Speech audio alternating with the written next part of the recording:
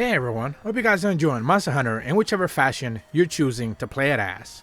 And today I'm going to have another discussion topic regarding Monster Hunter Now, since it seems like as time has gone on, more and more negative takes regarding this game has begun to kind of spiral out of control, to the point that even like typical websites you wouldn't expect to be talking about this are putting out articles where they're essentially saying that Niantic's toxic monetization is ruining the game, which I 100% agree with, but I didn't necessarily expect it to get this bad this quickly.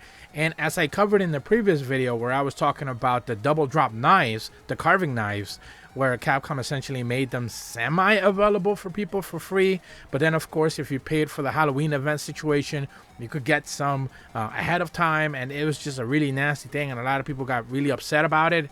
At the end of the day, Niantic is here to make money. They don't particularly seem to care about the actual Monster Hunter community, and players are starting to retaliate in fashions that you probably wouldn't necessarily expect.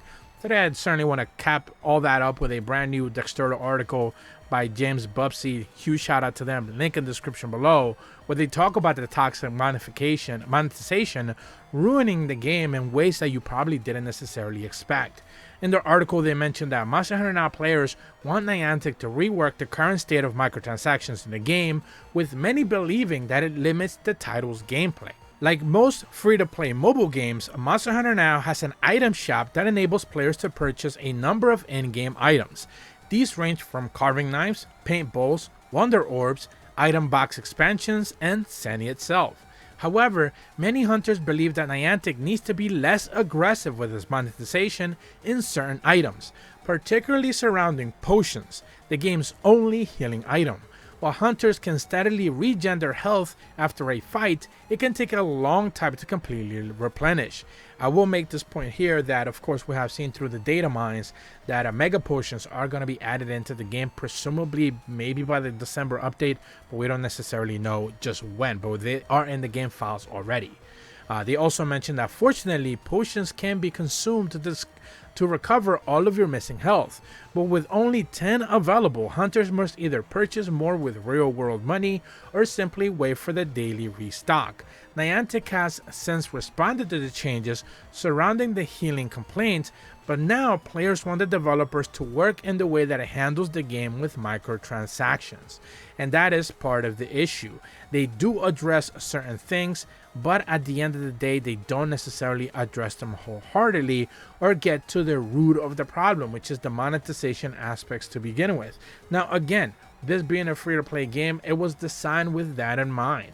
The fact that Niantic knew that these were going to be essential walls that they could eventually get people to, panic and essentially pay for a healing potion here or there, or a double carve when they come across a highly star monster that they're seeking after to get those extremely rare drops. They knew this going into it. They have the metadata. They know exactly what to expect.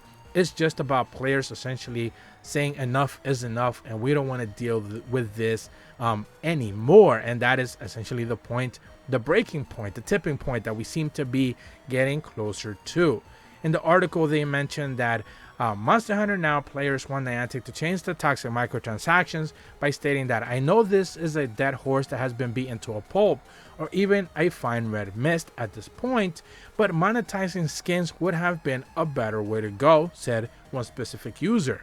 "Rather than charging us for our mistakes and health potions, I think they could have made their cash plus not upset as many people," which is a fair statement.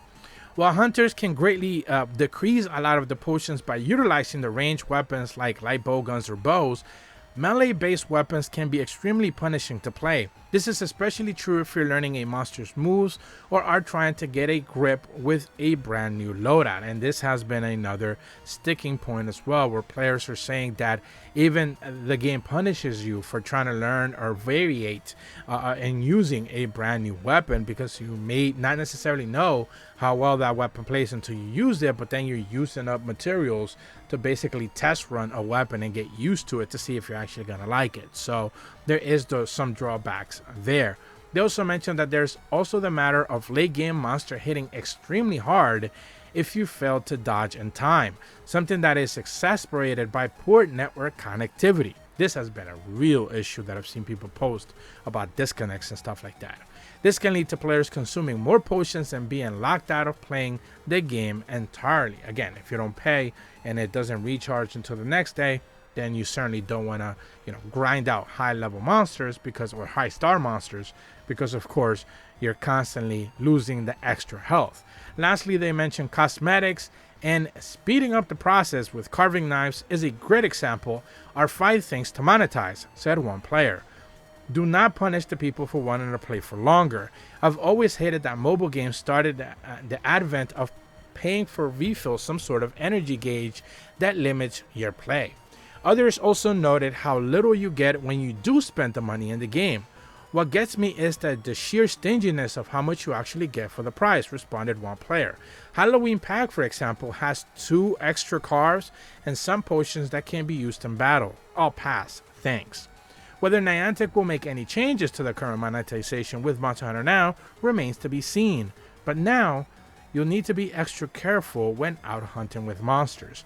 And a lot of the article basically focuses on the potions side of things, which is something that has become a little bit more pressing as players are starting to reach those higher star monsters, and they're realizing that those higher star monsters, of course, because they are essentially higher difficulty, they're going to hit harder, but ultimately it comes at the cost that if you do make a mistake, well, you lose the potions. And you are only going to be able to have a handful, when, of course, in the mainline game, you can carry as many potions as you want, it seems like, because you have your access to your box and you can just grab more from your box and basically go out on the fray again. You cannot do that in this game, since you're basically through design limited to be able to not have more than what they're giving you. And again, the 10 potions that they give you access to is just an arbitrary number. They could let you stack up to 100 potions if you want, and if you really want to bang your head against a monster you probably shouldn't be able to fight on a low level, just so you can put good use to those potions that you have stored up. That should be a player's choice option. It shouldn't be something that they limit you with. Crafting your own potions should be something that they just let you do. Maybe they're a little bit steeper, or you need rarer items to be able to craft them, but you should be able to do that already and have more than just 10 available at any one time. But again, the monetization aspects were designed with the game in mind already, or the game was designed with those monetization aspects in mind from the get-go. And to expect Niantic to change that on the whim just because players are actually finally getting loud about it a few months after launch, well, I'm not necessarily sure how that's going to go. Again, the December update is going to tell a lot about whether this game is going to survive or not.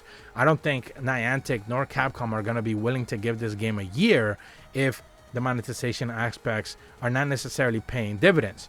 With that said, though, there has been some reports that the game has reached now 10 million downloads. I believe it was the #1 downloaded or monetized game in Japan and Asia for the month of October. So it's not like Niantic and Capcom aren't, basically getting the money that they want out of it. It's just how long does that actually last is the real question here. And will players in the West who are already a little bit up in arms about how monetization is in mobile games across the mobile sphere, whether they're going to want to keep supporting Monster Hunter Now and just the tone deaf tactics that Niantic seems to be pursuing. But I want to give a huge shout out once again to James Bubsy for the Dexerto article on Monster Hunter Now's community demands Niantic to remove toxic monetization ruining the game. If you're brand new to my channel, though, be sure to leave a like and subscribe, hit the bell to receive notifications when the videos go up, and as always, thank you so much for watching. See ya.